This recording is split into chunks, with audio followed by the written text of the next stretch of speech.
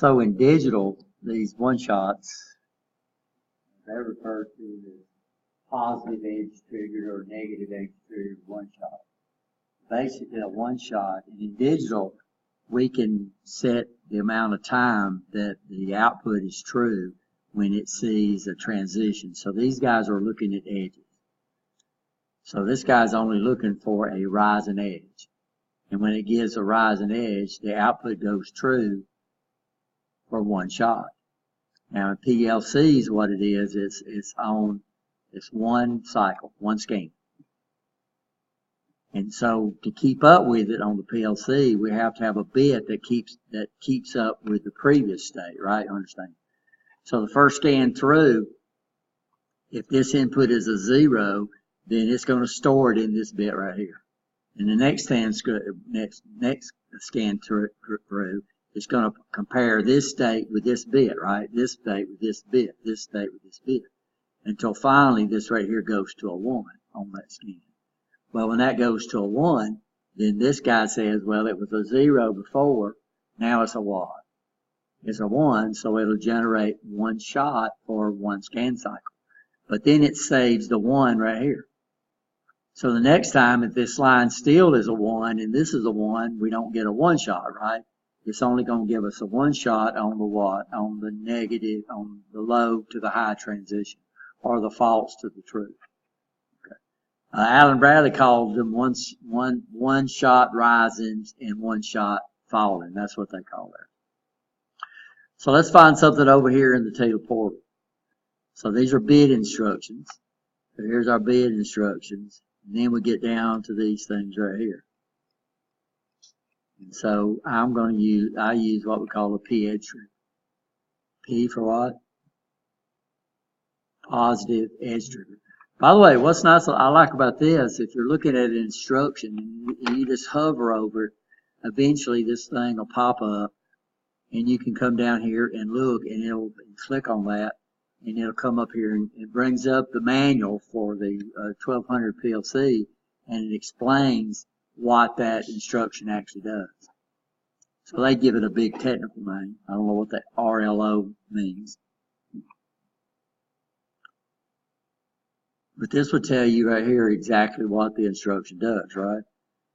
It's used to scan the RL positive scan instruction to query a 0 to 1 change in the signal state as a result of a logic that. The instruction compares the current state of the RLO.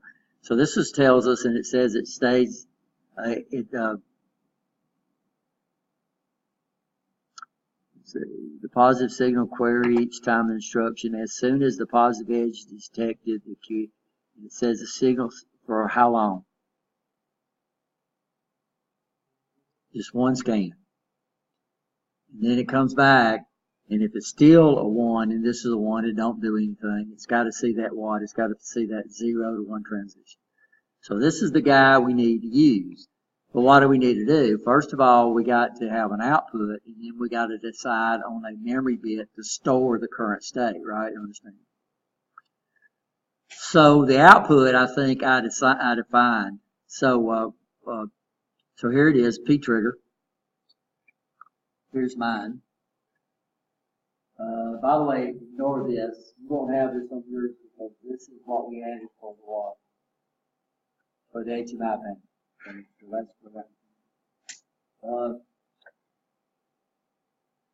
So P trigger, I stored this in 2.6. I think 2.6 is free in the tag chart.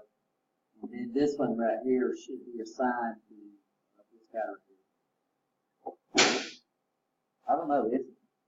Y'all have a 4.0?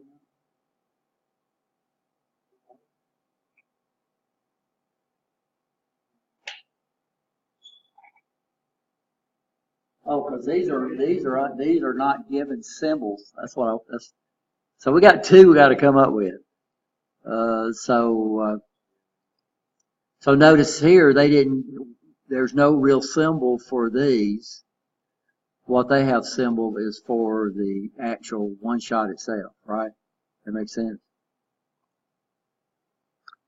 When we go over to the TIA portal, are you listening to this, Maurice, or you already know this?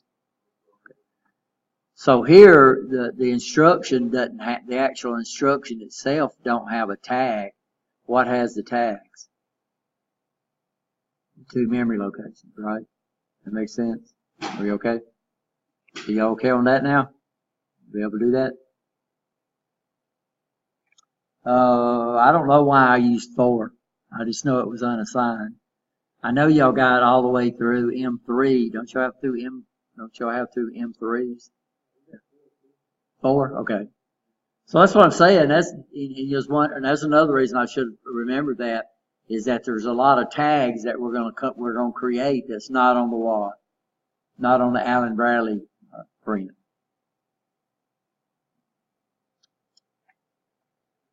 So when y'all assign a free memory location, a free memory bit, you need to go ahead and document that where? In your tag table, right?